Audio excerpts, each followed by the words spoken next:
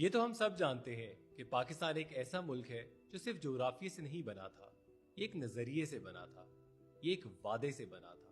وہ وعدہ کہ یہاں مسلمان اپنی زندگی اسلام کے مطابق گزار سکیں گے۔ میرا نام ملک انیک علی کھٹانا ہے۔ میں ایک وکیل ہوں اور ایک حافظ قرآن بھی۔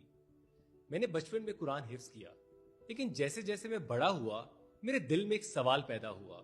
ہم قرآن تو پڑھتے ہیں، لیکن کیا ہم اسے سمجھتے بھی ہیں؟ علم کی تلاش مجھے پاکستان سے باہر لے گئی۔ میں نے قانون کی تعلیم حاصل کی کوئین میری یونیورسٹی آف لنڈن سے، اور پھر مجھے موقع ملا کہ دنیا کے ایک عظیم علمی روایت کو قریب سے دیکھنے کا، ہارورڈ یونیورسٹی۔ وہاں میں نے صرف قانون نہیں پڑھا، میں نے یہ دیکھا کہ قومیں اپنے نظریات کو کیسے سمجھتی ہیں اور انہیں اپنی زندگی کا حصہ کیسے بناتی ہیں۔ وہاں مختلف مذاہب کے لوگ تھے، مجھ سے ایک سوال پوچھتے تھے، قرآن کیا کہتا ہے؟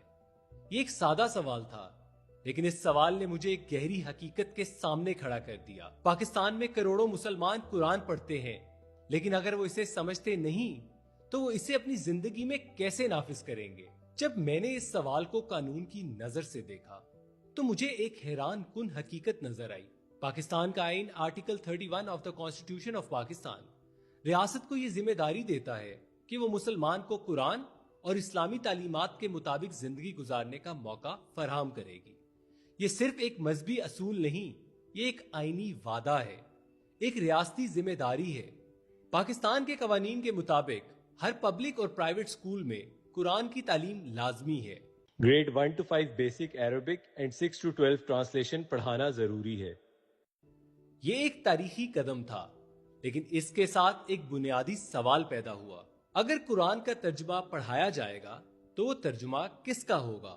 پاکستان میں مختلف مکاتب فکر موجود ہیں، ان کے علمی نقطۂ نظر مختلف ہو سکتے ہیں، تو پھر ریاست یہ کیسے طے کرے گی کہ بچوں کو کون سا ترجمہ پڑھایا جائے؟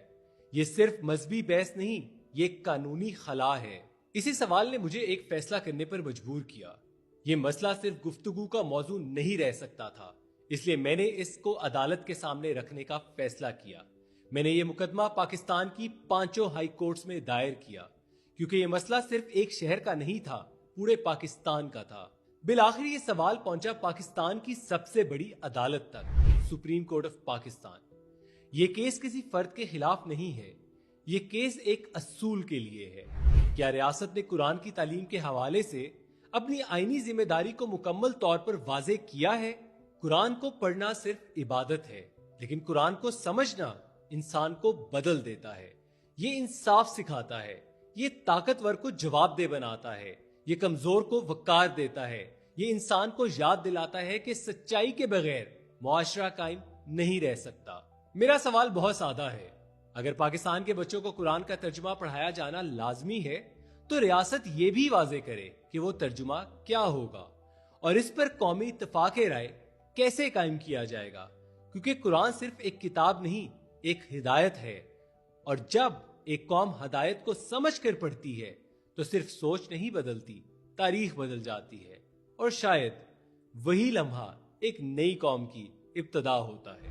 میں آخر میں آپ لوگوں سے صرف ایک ہی سوال کرنا چاہوں گا، کیا آپ قرآن پاک کو صرف پڑھنا چاہتے ہیں یا آپ اس سے ہدایت بھی لینا چاہتے ہیں؟